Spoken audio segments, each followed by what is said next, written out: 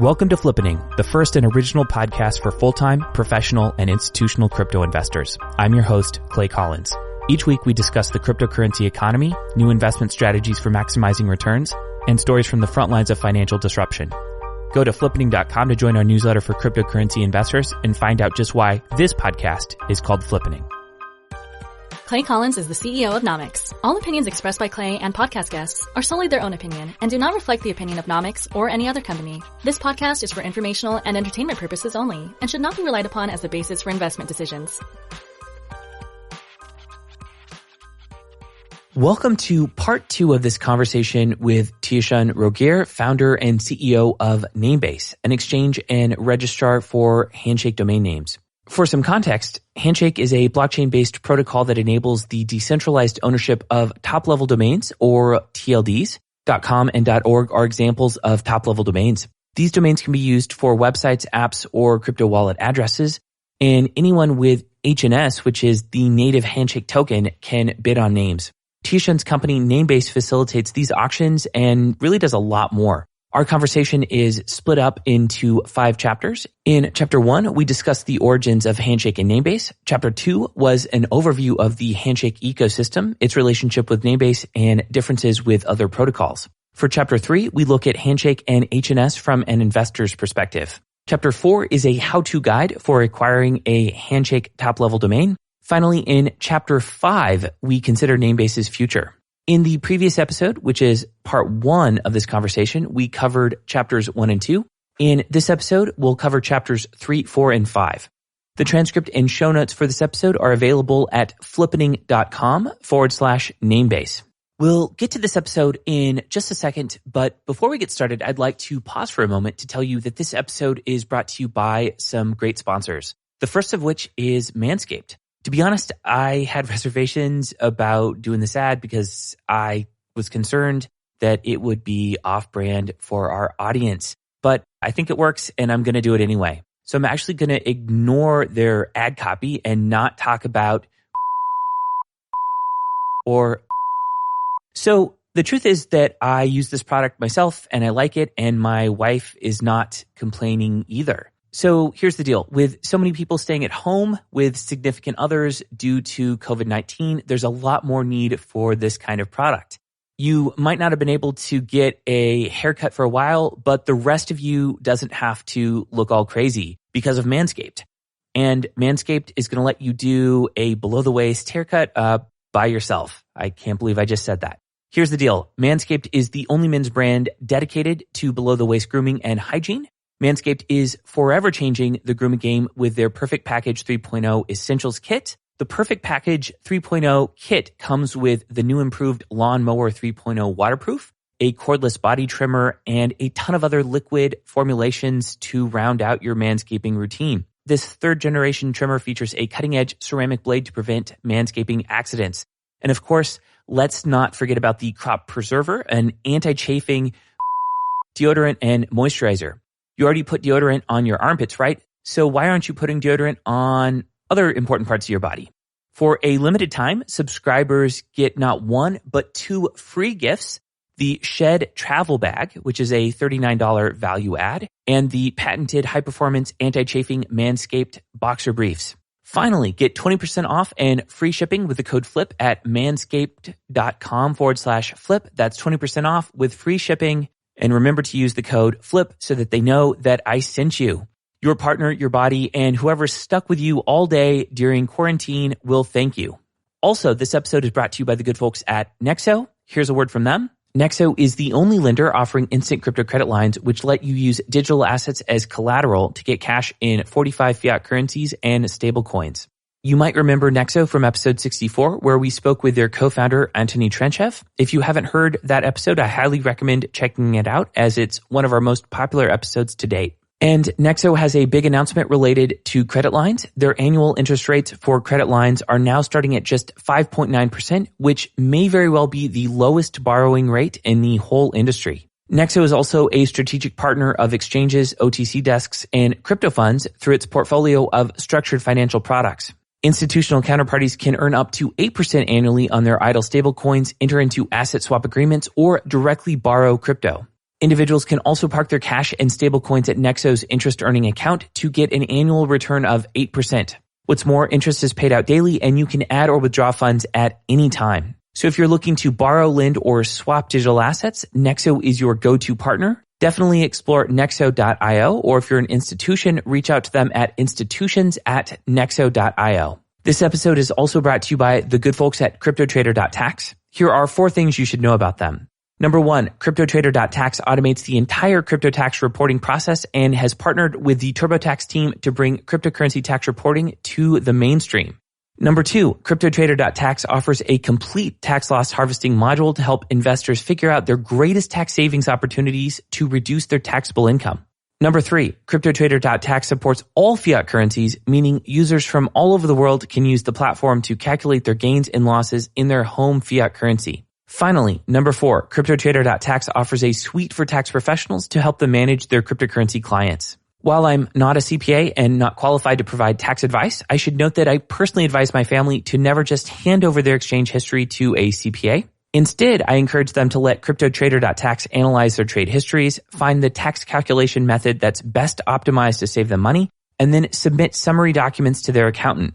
This also saves you from having to pay your accountant to do the tedious work of generating Form 8949 and other similar forms. Creating an account and importing your historical data is completely free. You only pay when you want to download your tax report for the year. Just tell them that Clay from the Flippening Podcast sent you. This does 2 things for you. First of all, it gets you a discount. And second, it lets CryptoTrader.tax know that these ads are working. So go to CryptoTrader.tax now and sign up today. Okay, back to our regularly scheduled program. Here's part 2 of my conversation with Tieshun Roquerre, CEO of Namebase. Enjoy.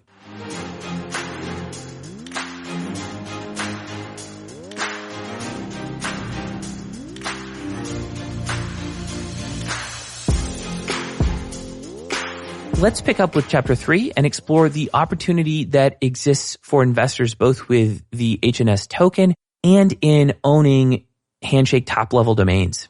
What do you think about the opportunity around just kind of being an HNS token holder? And what do you think are the economics around the upside of holding HNS versus buying domain names, using that HNS to buy domain names and selling those later? Like, not everyone's a good picker of stocks. Not everyone's a good picker of domain names. It's always hard to know, what's going to be valuable down the road. And it also is pretty time consuming to bid on these things, to stay up, late, seeing if you're, need to put in a higher bid or what have you. For the average person, would you advise them to, obviously this is for entertainment purposes only, all the disclaimers, but do you think you're statistically more likely to experience more upside holding HNS versus investing in domain names themselves? So there's a few interesting aspects that I first need to explain that help frame this, which is, so Handshake, it's a proof of work based coin, right? So there's like a cap of all the coins, of course, and they have to get mined like Bitcoin.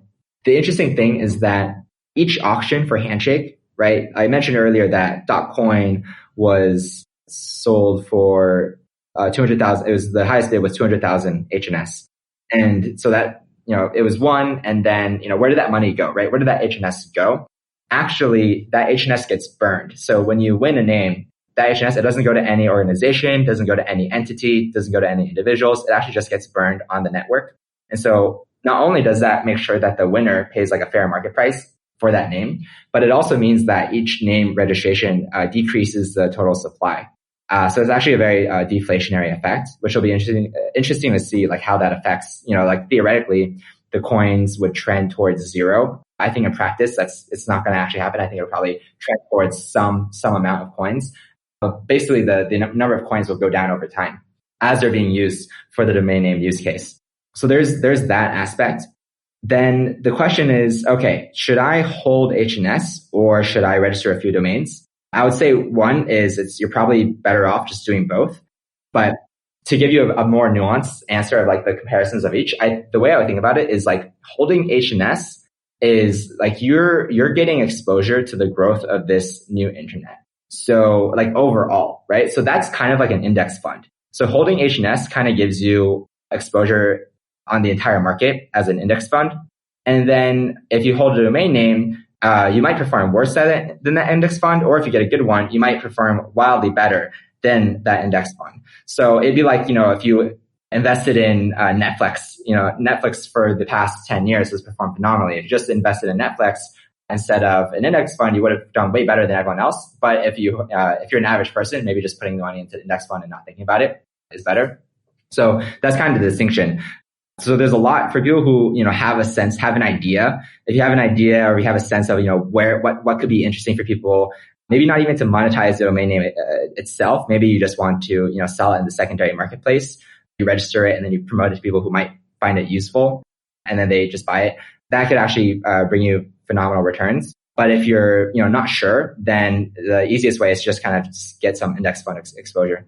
How else should someone new to this, to Handshake, which is almost everyone, think about some of the game theory and the game mechanics around Handshake and Handshake value? I mean, it seems like one component of it is the fact that no one is actually making money from these auctions. They're being burned. And so it's deflationary. But, and then also there's sort of these investment opportunities around being a TLD owner. But is there anything else that's notable from a game mechanics or game theory perspective around how Handshake works?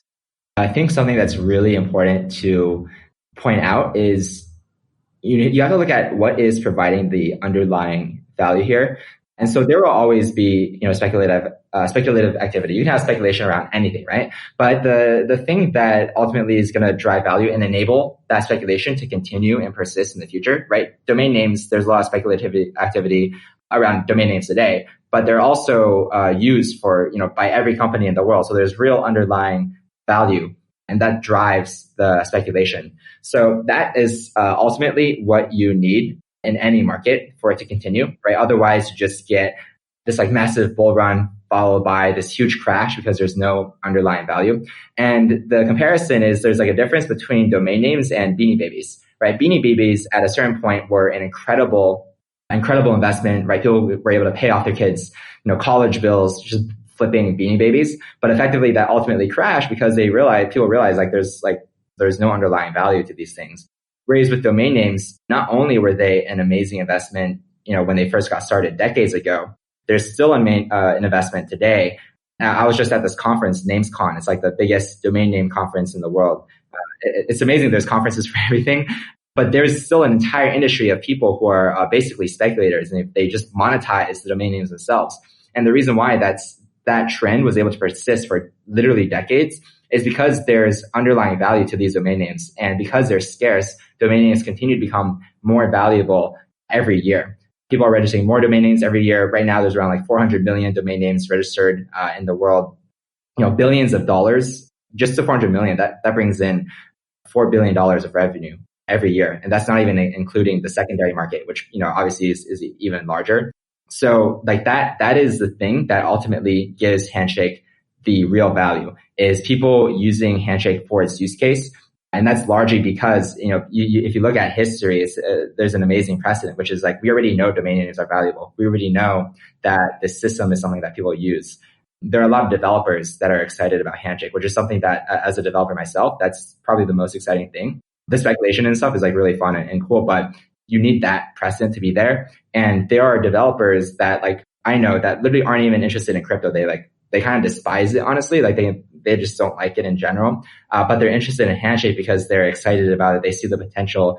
They're excited to use it on their weekend projects. There's an amazing article by Chris Dixon, who's an investor at A16Z, talking about the toys that developers play around with, on their weekends, effectively become the technologies that the entire world uses within 10 years. And that's effectively what we're going to start seeing happen with Handshake. And that's why I'm really excited about it.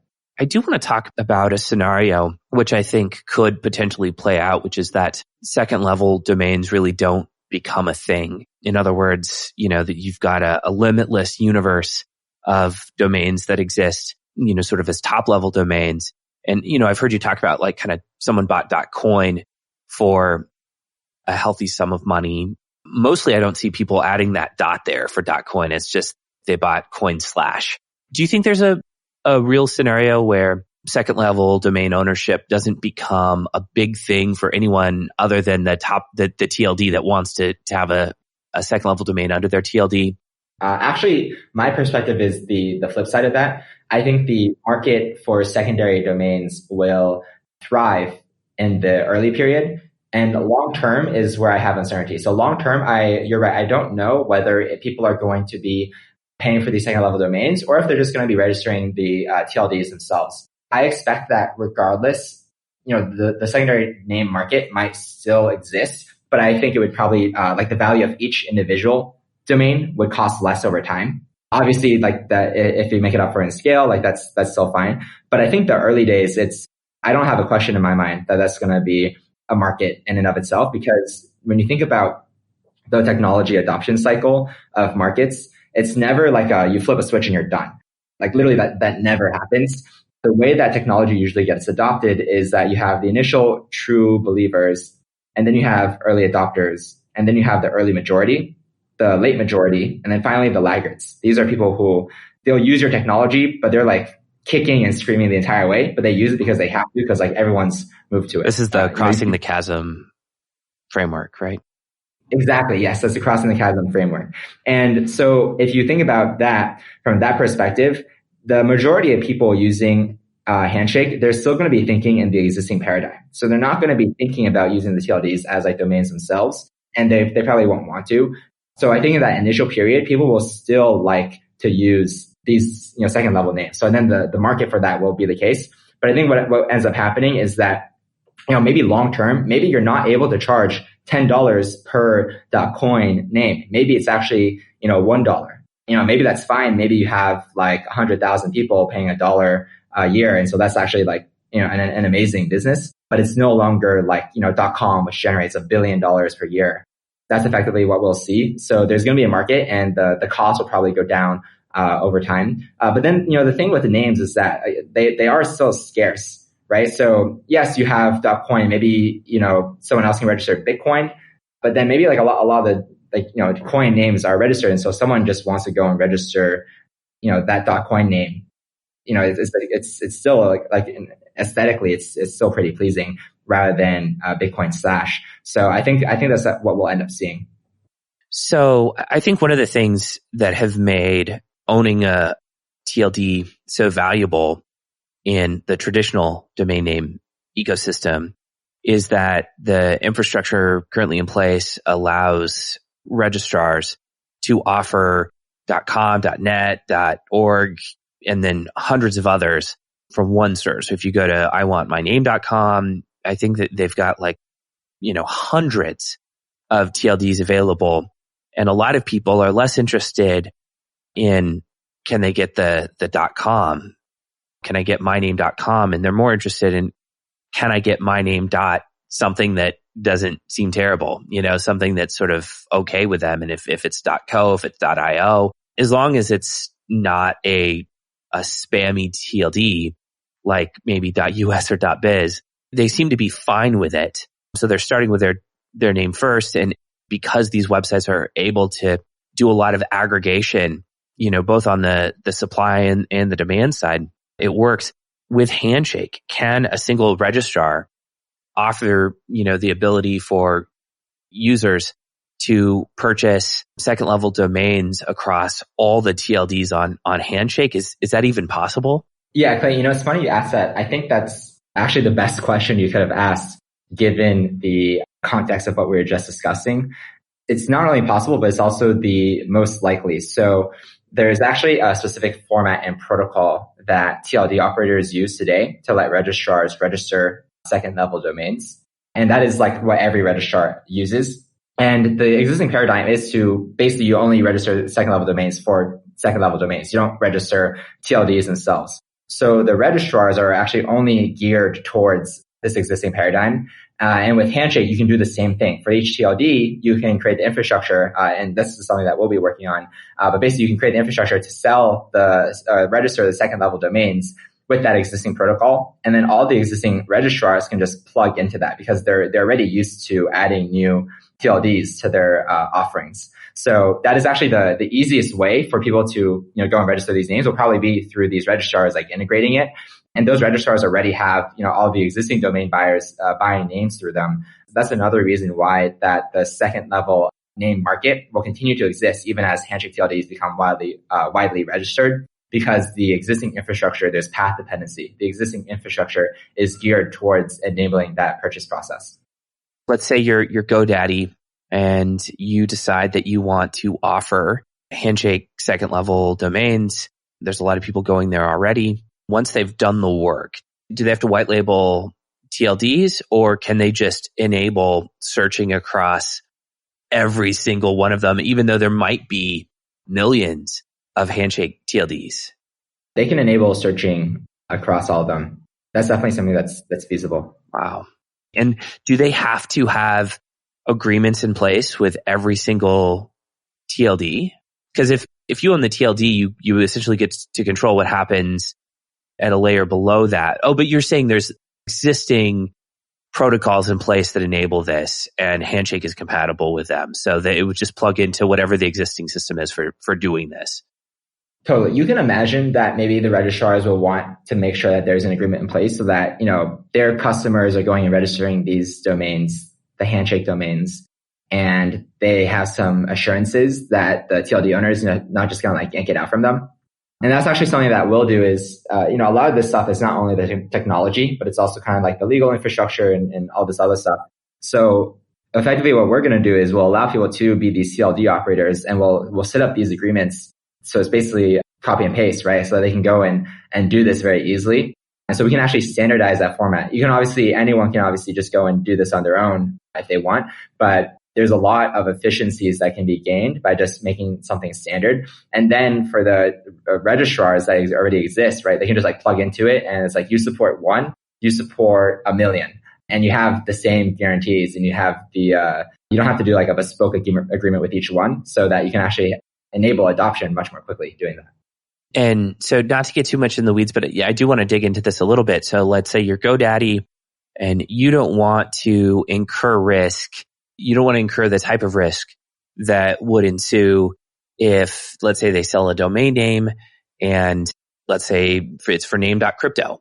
But let's say whoever owns .crypto is just a really flaky person, and they decide that they want to screw over everyone who bought a second level domain, including the owner of name.crypto. Let's say they do have an agreement in place with GoDaddy. What would prevent them from just sort of breaking that agreement? Are there ways to sort of cryptographically ensure that can't happen, or delegate some kind of control over that TLD to some kind of third party in a way that sort of gives GoDaddy the assurances they need to be able to sell second level domains? Like, how would that practically work? So I think there's an easy answer, and then there's like a nuanced, more technically interesting answer. So the easy answer is like, you can kind of do it the same way that you do contracts today, which is just you have a legal contract. So you can imagine maybe this existing registrar, GoDaddy, Namecheap, or whatever, they're not going to just like list some random TLD that like they have no way of contacting, right? Maybe it's like an actual business that's gone and registered a bunch of these TLDs, and they literally just have an agreement in place with them. So they have like legal recourse. That's probably the easiest way, because again, like that's literally how all these existing TLDs operate. It's just through these legal agreements. That's pretty much it. So that is effectively what you can do and plug in, and that's very straightforward. Hey, I wanted to pause for a second and let you know that this episode of the Flippening Podcast is brought to you by our friends at CryptoTrader.tax, which makes the excruciating task of reporting your cryptocurrency gains and losses a breeze. Indeed, sorting through transaction records from your exchanges and reporting each trade in US dollar terms is not how most crypto investors want to spend a weekend. CryptoTrader.tax is a software platform that automates the entire cryptocurrency tax reporting process. It's basically like TurboTax for cryptocurrency investors. All you have to do is connect your exchanges and import your trade history into the platform. CryptoTrader.tax will do all of the number crunching and spit out your auto-filled tax reports with the click of a button. Simply give these generated tax forms to your accountant, or even import them into your preferred tax filing software like TurboTax or TaxAct. You can join more than 10,000 cryptocurrency investors who are automating their crypto tax reporting with CryptoTrader.tax today. Creating an account and importing your historical data is completely free. You only pay when you want to download your tax report for the year. Just tell them that Clay from the Flippening Podcast sent you to get a discount on your tax reports. This episode is also brought to you by our longtime and trusted partner, Nexo. As someone who personally uses Nexo, I want to point out a few things that I especially like about their crypto-backed loans. First, when the price of your collateral grows, so does your credit line. Let's say that you borrow against Bitcoin when each Bitcoin is worth $5,000, but over the course of your loan, the price grows to $10,000 per Bitcoin. This means that the size of your credit line just doubled as well. I personally haven't seen anyone else doing this. A second thing that I really like about Nexo is that you only pay interest on the amount that you borrow. I've seen Nexo competitors require you to take out loans and force you to borrow the entire amount. With Nexo, you get a credit line and can borrow only the funds that you need and pay them back whenever you want with interest assessed daily. Again, this isn't something that I've seen other providers do. The final aspect of Nexo I'd like to highlight is that they give you the ability to borrow against a basket of crypto assets. For example, if you post BTC, ETH, and BNB as collateral to your Nexo account, the Nexo Oracle calculates the real-time market value of those assets and adjusts your credit line accordingly. To my knowledge, other providers in this space only allow you to borrow against one asset per loan. Finally, this episode is brought to you by Manscaped.com. So here's the deal. With so many people staying at home with significant others due to COVID-19, there's a lot more need for this kind of product. You might not have been able to get a haircut for a while, but the rest of you doesn't have to look all crazy because of Manscaped. And Manscaped is going to let you do a below-the-waist haircut by yourself. I can't believe I just said that. Here's the deal. Manscaped is the only men's brand dedicated to below-the-waist grooming and hygiene.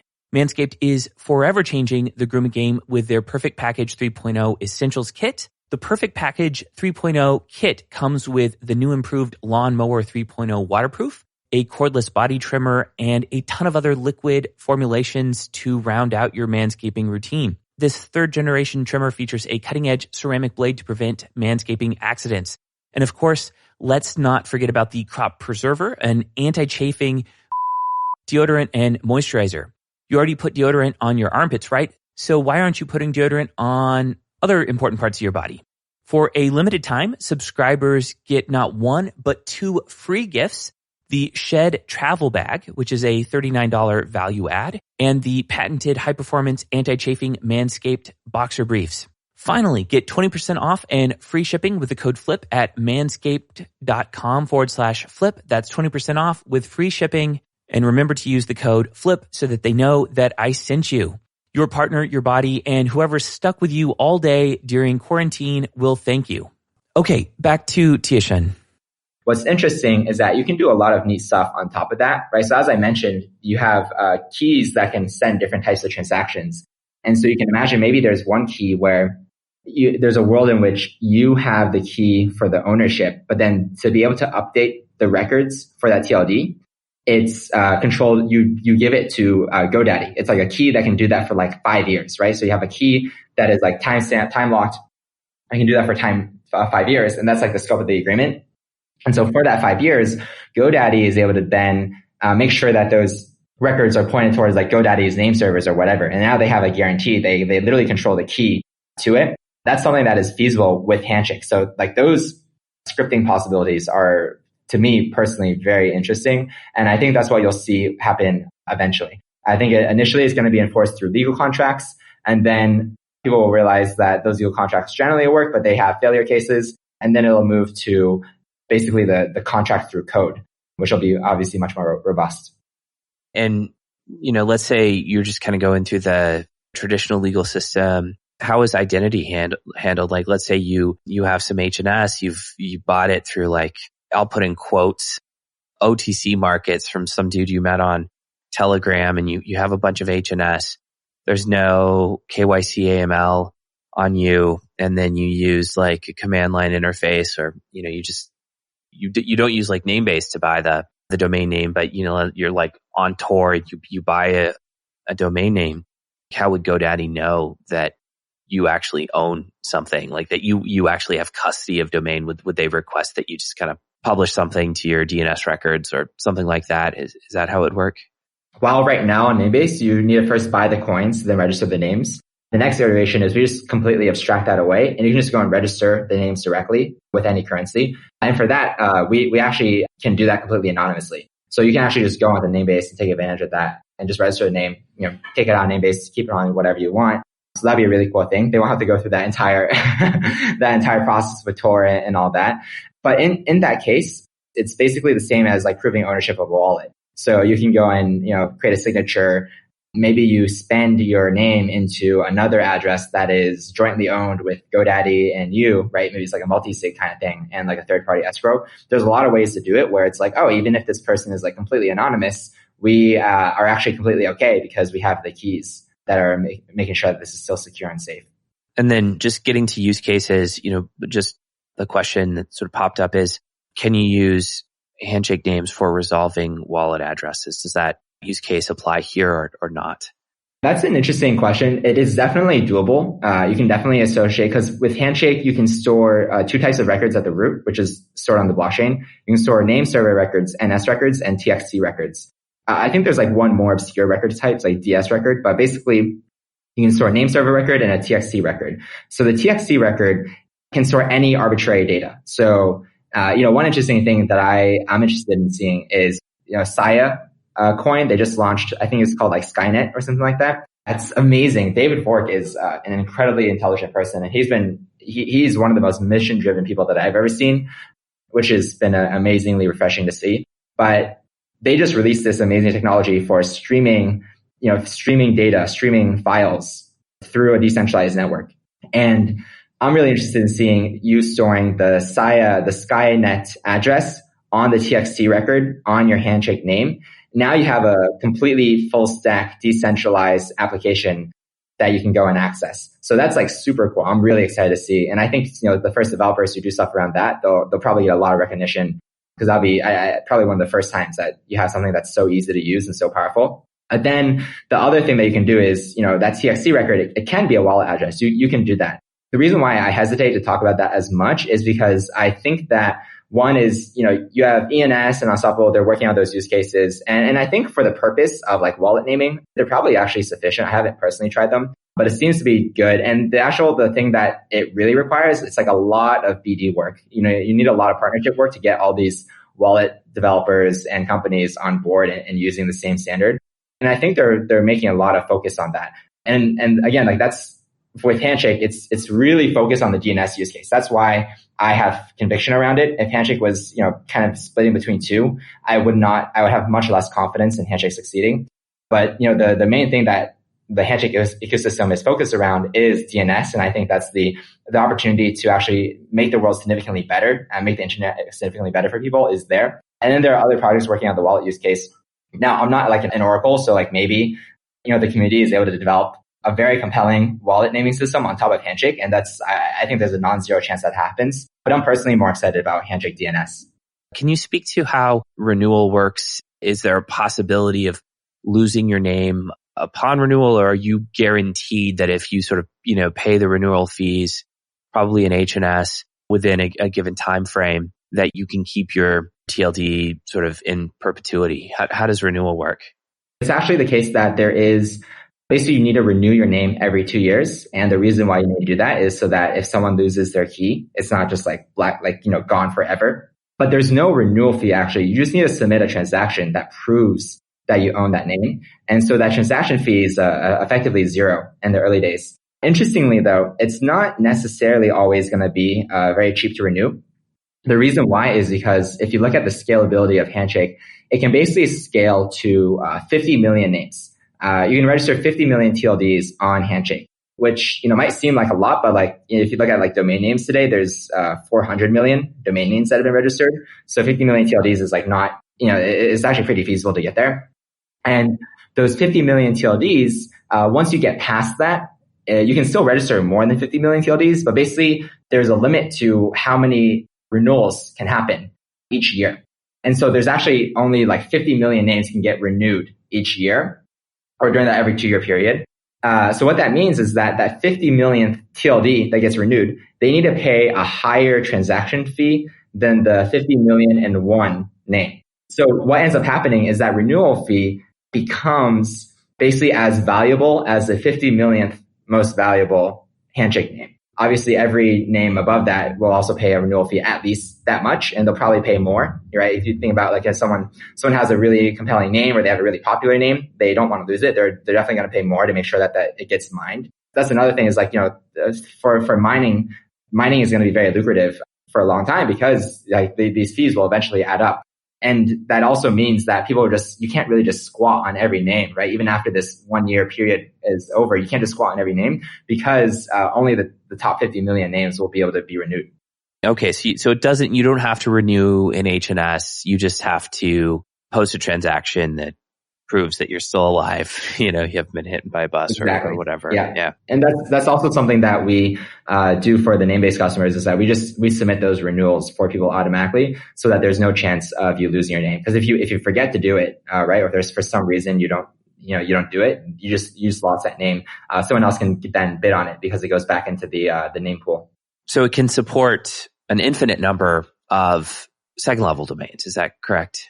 That is correct. Yeah, because that is handled through the traditional DNS architecture. And so there's like name servers that does that. So basically you point your name on chain, you point your name servers, your name to your name server. And then through the name servers, you can set up the second level domains. And again, like you can eventually have that be like a side chain if you want to, right? So like there's a lot of interesting things there, but you can basically plug into the existing DNS architecture. So there's 50 million names and then an effectively infinite number of second level names. Let's transition to chapter 4, which is about the step-by-step process for acquiring a Handshake TLD presently, which is probably the easiest path is the Namebase path. In a nutshell, you need to, at least presently, you need to have some Bitcoin. You need to go to Namebase and exchange that. There's other ways to do this, but this is, I think, the least friction-laden path. You need to exchange the Bitcoin or deposit the Bitcoin in Namebase to get HNS, which is the token that powers the protocol. Obviously, you need to get a Namebase account in order to do all of this. Then once you're in Namebase, you need to set up a watch list potentially for the domains you're interested in, because it's probably unlikely that whatever you're most interested in, that it's available right now. Like that's probably statistically improbable. So you'd set up a watch list for tracking when the domain name you're interested in goes live.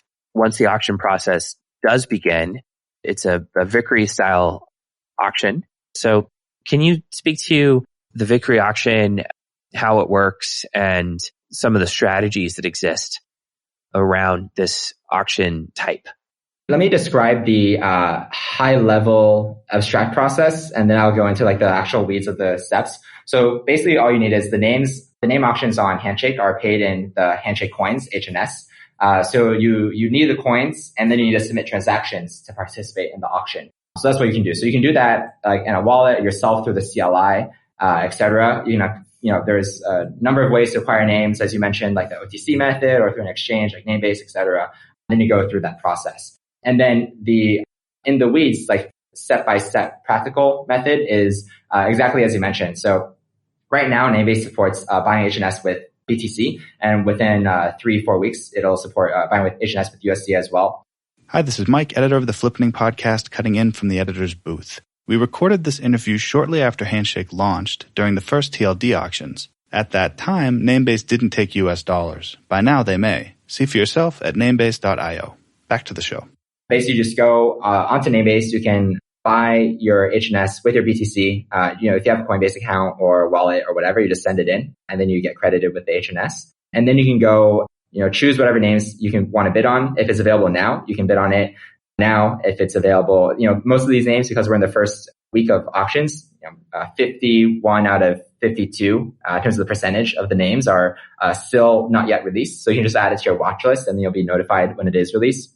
And then you just go, you choose a number and you place your bid. And this is the second price Victory auction. So basically, if you bid 1,000 HNS on a name and someone else bid 500 HNS on a name, you would win it and you would pay 500 HNS. And as I mentioned before, that gets burned. What we're seeing is interesting behavior that was non-intuitive to me, because for me, I was like, okay, this Victory auction, it basically incentivizes you to submit your highest bid first, because whatever you're willing to pay, you should just submit that bid, because then the second highest bidder, you just end up paying whatever the second highest bidder is.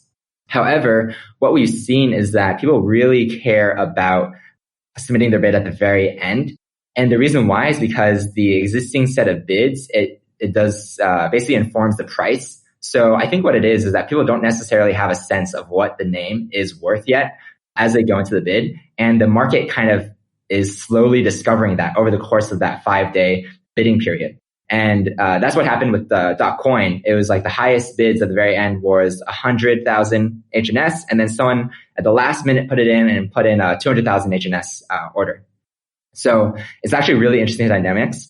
What we've done at Namebase is we are doing our best to basically make sure that no one has any information advantage based on their sophistication. So for example, one thing that you can do is if you wanted to, you could look at the mempool, and you can see that there are some bids there that like haven't gotten mined yet. And so, you can imagine a sophisticated bidder would be able to set up that infrastructure, monitor the mempool, and then submit their bid in the last, 1 or 2 blocks. Maybe not the last block because that's a little bit risky. But then you do that and then you beat everyone. And so what we're doing on Namebase is we surface all of that information so that, no sophisticated actor is going to be able to get the jump on you. You can see what's in the mempool just as everyone else can. So we surface that, and then now you can make a smart decision. Is that a recent thing where you added, exposure to the mempool bids? Yeah, we learned that. It should be up like either today or this weekend. Coin was very competitive, and we kind of learned this from the first auction. We were like, oh, okay, so this is how people are playing in this market. So now we just want to make sure that it is a fair market. So that, people who are sophisticated and, really know the technology, they don't get an advantage over, your normal person who wants to go and participate. That was definitely something in the back of my mind when I was bidding for a couple names. I think another aspect of this that's interesting is the fact that you can't update your bid or you can't get your funds back. So if you bid 1,000 HNS for a domain name and the auction takes off, you can't submit a 2,000 HNS bid with the funds that are locked up from the previous bid. So if it's a really expensive domain name and the auction's going really high, or if you just have a limited amount of funds, in order to participate, you really do need to kind of wait until the end, it seems. So that might be another reason why people are taking a while. Yeah, exactly.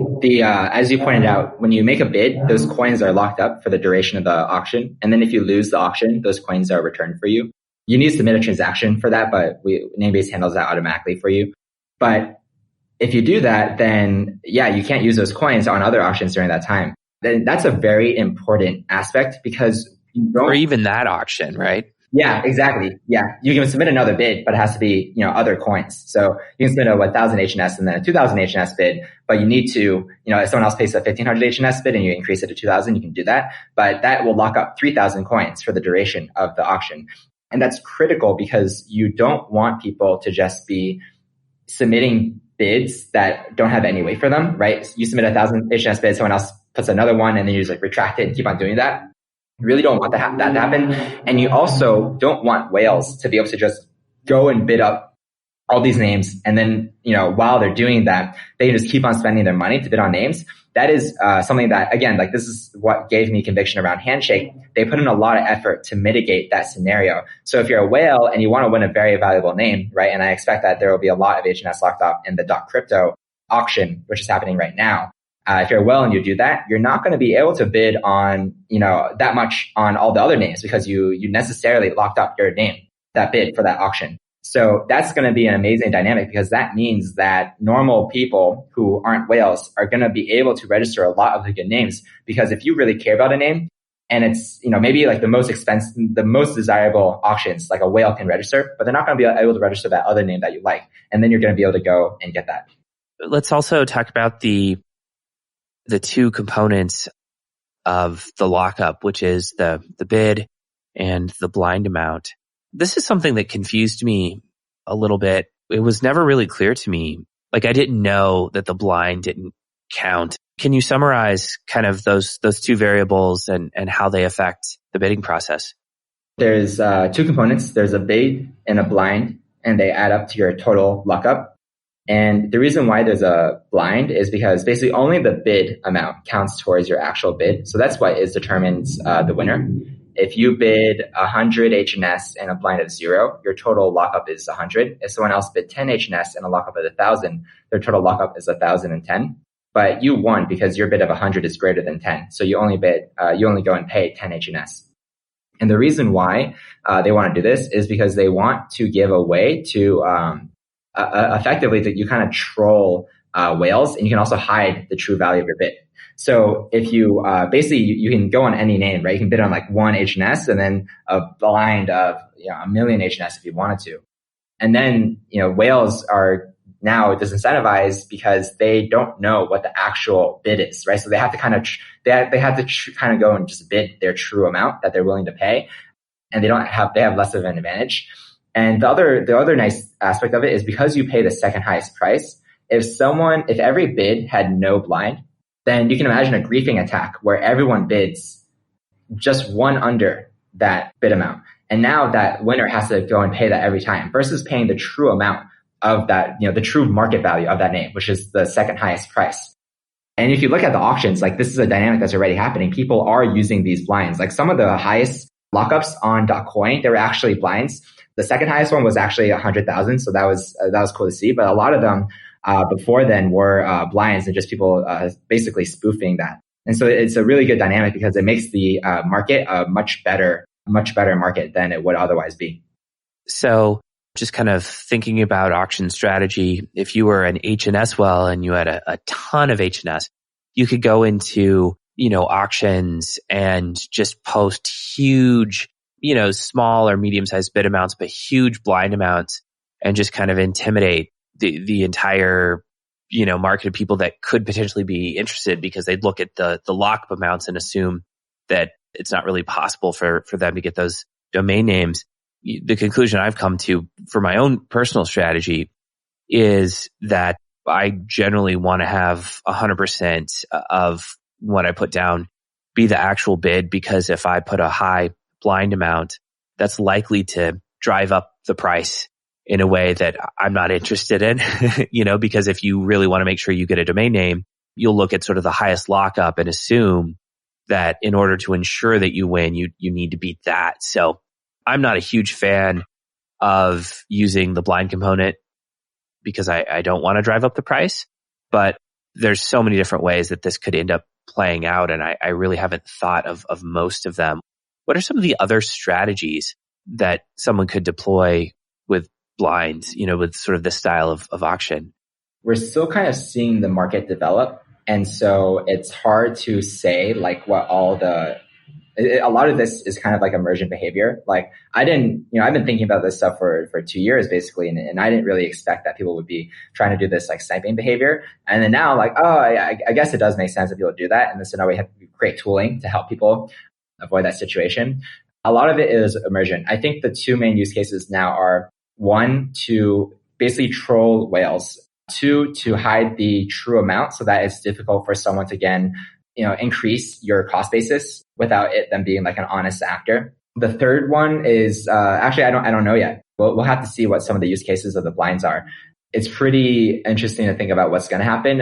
What I've learned in all this is that there are a lot of participants in each auction. There's thousands of people getting involved. It's never underestimate the masses, never underestimate emergent behavior, because it's like so many things that I did not predict are happening. I'm like, okay, that's like really cool that it's actually happening, but we'll get to see. It's still really early days. And the other details are that there's a 5-day auction period, and at the end of that, there's a reveal period. How many days is the reveal period? It's about 10 days. And just to clarify, that's when people reveal the true amounts, right? Then you reveal your true bid and your true blind amount. So then the auction winner can be determined. Got it. And if you did not win the auction, are your HNS coins returned during the reveal period or at the end of the reveal period? At the end. So let's say you end up winning and you have a domain name. There's going to be a number of people here in a few days that are for the very first time going to have possession of an HNS domain name. And then at that point, is it just kind of like business as usual? They'll go into Namebase and they'll have the traditional DNS settings. Is that how it works? Yeah, exactly. It's like pretty much the exact same interface as you would expect on like GoDaddy or Namecheap or Cloudflare, which is probably one of the better interfaces, but you just kind of set the records. And you actually normally need to run name servers, which is like an obscure piece of software that is kind of annoying to set up. But we're basically doing that automatically for people so that the name servers are automatically provisioned. Then you can just go in and set your DNS records like you would normally. And then you're good to go. Then you just point your DNS to a Handshake resolver, and you can go visit those websites in your browser, which is super cool. And then we're also partnering with, it's actually a really cool company, but I think it's going to come and announce in like 2 or 3 weeks. But basically, we're partnering with an existing company within the deployment space so that all of those customers and all those developers, when you're using it, you can just go and deploy your server and very easily associate your Handshake name with that service. So now developers have an incredibly easy way to deploy websites to their Handshake sites. So between the resolver, which gives end users an easy way to resolve their names, and then between the deployment, which gives developers an incredibly easy way to develop websites for Handshake names, you kind of have the full picture here. With that, let's move on to Chapter 5. What's next for Namebase? So we've got the first batch of people with mainnet domain names, taking possession of them. A lot of them are probably just going to sit on them. Some people are going to actually set them up. We'll see what happens. But what types of things are coming online in the short term here? So you talked about resolvers. We don't have a resolver yet, but we will have one. Sounds like there's services for allowing TLD owners to sell second level domains. Maybe there'll be white label solutions for that kind of thing. In terms of infrastructure, what do you see popping up in the next 1 to 3 months? So within the next month, it's the resolvers coming online, the deployments coming online, USD payments are coming online. So that just gives a lot more access to people. Because it's easy to buy it with Bitcoin, but it's still not as easy as just being able to buy it with your existing bank account. So first that, then you have the marketplace for the top level domains, right? Just the names themselves. That gives you some good market discovery, and it allows an ecosystem to develop for Handshake names, and also allows people to go and buy these names instantly, right? Because normally you need to register a name, and it takes 2 weeks. Whereas if someone's selling it on the marketplace, they just put a buy now price, and you just send in Bitcoin to match that, and then you get it. It's yours now. It's actually a significantly easier secondary market domain selling process than the traditional system, where it can actually take like a month to kind of resolve. You have to deal with like brokers and all this other stuff. So first there's that. And then after that is the second level domain, basically infrastructure for selling that. So I think that's going to be probably not within the next month and a half, but basically immediately after that. If you're registering the name, the first thing you can do is just start using it. And then you can also go and monetize it within a relatively short period of time. And the resolver, are you guys running that sort of first resolver, or is that a third party? It's actually a competitor to, it's like a privacy focused resolver that's a competitor to Cloudflare's 1.1 and Google's 8.8. They basically have a network all across the world. And so that means that you have like really fast resolution anywhere. And then of course the other alternative, which you can always do, is you can run a light client and just point your DNS to your own light client resolver. And then that's just happening all on your machine. So basically for people who want like a dead simple solution that's just like as easy as the existing solutions, but that gives you access to Handshake, you can do that. And then for people who want to go a step further, they can just go and it's like running your own phone node. It's actually easier than running your own phone node because it's like a really lightweight piece of software. But you just run that on your computer, point your resolver to it, and then you're good to go. And then we could talk forever about the long-term implications. I think it's pretty obvious here that DNS is only the beginning. But of those more speculative, long-term use cases that might develop that aren't sort of the bread and butter DNS, what's most interesting to you? I think it's definitely the eventual integration between DNS and the other layers of the stack. So you have Siacoin. I personally think the world is sleeping on that project, just from the technical ability of that team that I've observed. They're very dedicated. They're very low key. But integrating that project with Handshake, now you have a lot of the stack is really decentralized, and it's just as usable as the existing internet. So I think that's like the thing that's missing is like, if you're trying to use some of these other technologies, it's honestly really painful. Like it's confusing and it's painful. I think those are the kinds of things that are limiting adoption. But ultimately you want them to gain adoption, because if you look at the trend, right, this is like the reason why I became, I was kind of reluctant to enter the blockchain space, right? But when I discovered Handshake, it was like, okay, this thing can actually go and change the internet. When you look at, realizing the full vision, right now what's happening with the internet is that the internet is getting worse. We used to think of it as this global democratic, internet that you can access from anywhere around the world. Turns out that, countries can actually start putting borders around the internet. You've started seeing that happen with China, Russia, and pretty much every other country around the world is moving in this direction. And what's happening is that the internet is no longer becoming free. It's becoming very authoritarian.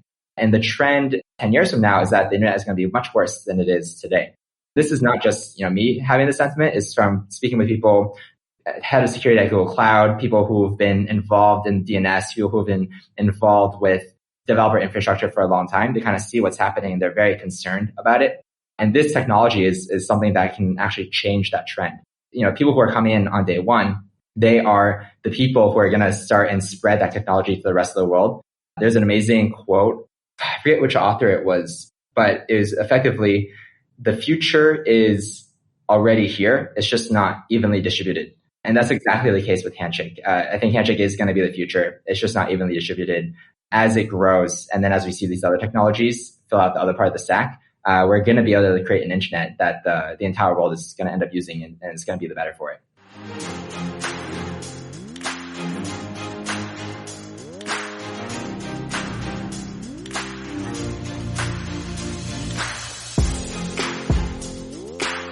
That concludes this two-part conversation with Tieshun Roquerre from Namebase. I hope you enjoyed it. Before you go, I want to invite you to subscribe to our newsletter called Popular Crypto. With the Popular Crypto newsletter, we don't cover token hype or announcements of announcements. Instead, the Popular Crypto newsletter focuses on the mainstream products and services taking crypto to the masses. To subscribe to the Popular Crypto newsletter, go to popularcrypto.news, enter your email address, and subscribe. Again, that's popularcrypto.news. All right, that wraps up things for this week. Stay tuned for next week's episode. Until then, take care.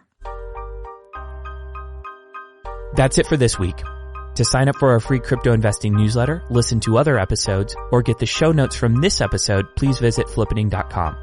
I also invite you to check out the startup that funds this podcast, Nomics, spelled Nomics, at nomics.com. Finally, if you got value from the show, the biggest thing you can do to help us out is to leave a 5-star review with some comments and feedback on iTunes, Stitcher, or wherever you listen to podcasts. Thanks for listening, and see you next week.